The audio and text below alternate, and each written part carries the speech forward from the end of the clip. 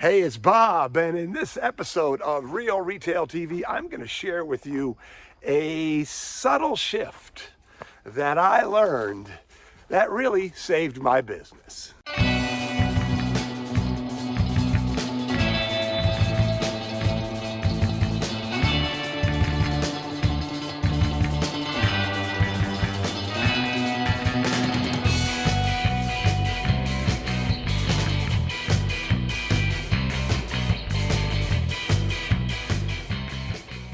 All right, hey everybody, I'm out here in Mini Swarek Nature Preserve walking my dog Tucker, and I want to share with you something that I learned the hard way so that hopefully you don't have to make the same mistake that I make. And I'm going to share with you a subtle shift that made all the difference to my business, and I hope will make to yours. So let me tell you a story. When I got into retail, when I opened the Mackinaw Kite Company, I knew nothing about business. I had no business experience. I didn't know. It was unconscious incompetence. And, but I had an enthusiasm for kites, and so I thought I'd open a kite store. How hard can it be to run a successful independent retail store? My very naive thinking was, I shop, therefore I can run a store. And so I opened the Mackinaw Kite Company with $2,000 and no experience. And, I started. In that first year, I hired my younger brother, Steve, who became my junior partner, who ended up buying the Mackinaw Kite Company from me. And in the beginning, we weren't very good, but we did a couple of things very, very well. One is we had really strong marketing instincts, and marketing is one of those fundamental skills that you need to have if you're going to have a successful store, right?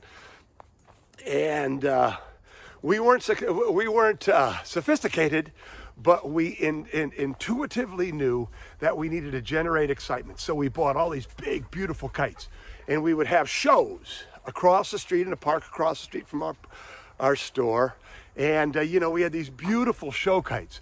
One of our kites, the Giant, was 18 feet by 20 feet high. It was just, that was the dimensions. It was a parafoil kite. So, that would generate excitement. Excuse me.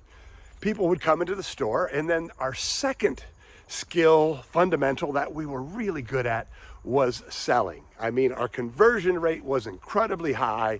Our average ticket was, we had really maximized it. We had, we just did everything really, really well. And what we did then is the basis for the Retail Sales Academy now. So we did two things really, really well, but nothing else well at all.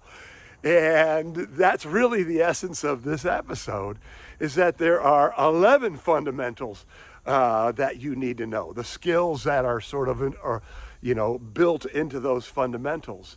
And so we kept growing. We had a great reputation. People came in, they loved us. We gave them a great experience. And so then we had to hire people. And one of the things we learned pretty quickly is we didn't know anything about managing or leading people. I had this naive notion that if I just asked people nicely to do things, and because I was paying them, that they would do them exactly the way that I wanted them to be done. And it created a lot of frustration when people didn't do what I wanted them to do. And then one day, I remember very, very clearly, I had the realization that it was my fault. That the frustration was because the things that happened because I didn't have that fundamental skill of management, it was my fault. That if things were going to change, I had to change. I had to learn how to be a better leader. I had to learn how to manage my team members. And so I went out and I bought books and invested in courses and went to seminars and became a better manager and a better leader. And so it went from frustration to, having a real sense of mastery. And this is important. This is the subtle shift that I'm talking about. So before I understood this shift from I am frustrated, let me put out the fire, to I am frustrated, what is the problem here? What don't I know? What skill do I need to acquire? What fundamental piece of my business knowledge is missing? Before I made that shift, I was in the mode of spray and pray. Spray to put out the fire, pray that it didn't stop, that it didn't flare up again. But the shift is, if there's a problem, it points to something I needed to do, you need to do, to not just put out the fire, but to solve the problem once and for all. And so that solved that particular problem. But what I didn't know was there were a lot more fundamentals that were sitting in front of me. And so, we would have problems with cash flow. Here's an example, and I know so many of you have had this exact same problem, or maybe are having them right now. So every year we made a profit and we were expected to pay taxes on that profit, but we never had any cash in the bank. And you know why we never had any cash in the bank? It's because we didn't know how to manage our inventory. So our cash was stuck in inventory. We like to say our cash was sitting on the shelves, not in the bank. And that's because we didn't have that skill of buying, of understanding how to manage our inventory correctly. And our store often was a wreck, right? The stockroom was a wreck, and we might clean it up one day and 2 days later it'd be in terrible shape. And it was because we didn't have this fundamental skill set around store operations. And I'll tell you what really, and it was incredibly frustrating, because Steve and I felt like we had a great business that was doing great things. We grew every year. We had a really good reputation on the street, but it just didn't feel quite right. And it was incredibly stressful. But then I met Susan, and Susan had been trained on how to be a retailer, right? She was a department store executive. She went into a training program right out of college. And I can remember the moment clearly. I was like, oh my goodness, somebody actually taught her how to do this. I was trying to learn the hard way, figuring it out on my own, There were no books on retail management. I had to read generic leadership and management books. And Susan brought an entire skill set. And so all of a sudden, when she started to show us the fundamentals, when she became our buyer and showed us what an open to buy did and what it could do for us, all of a sudden we went from never having cash to having cash. Wow, what a revelation. When it comes to store operations, how do you keep your store in great shape, when it comes to merchandising, when you go to a trade show, what are you doing? Here's what Steve and I used to do. We would walk around a trade show and go, oh man, that looks hot. Let's buy a boatload of those. The word wasn't boat, but and then we go a little farther. Oh man, that looks awesome.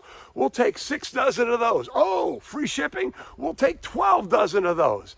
So we had all of these. We were doing all the things a store owner needs to do, but we didn't have the fundamental skills to have it done right. And like I said, it was really, really, really frustrating. And we probably would have stuck with it, But when Susan came and sort of took her skill set and added it to the skills that Steve and I had already developed, it took our business from being really a frustrating experience. Stressful, a lot of spray and pray, a lot of sweating things out, to really something quite spectacular. Why? Because we made this shift from, I need to solve this problem, or I need to put out this fire, to I need to solve this problem. What skills do we need to develop to make this problem go away once and for all?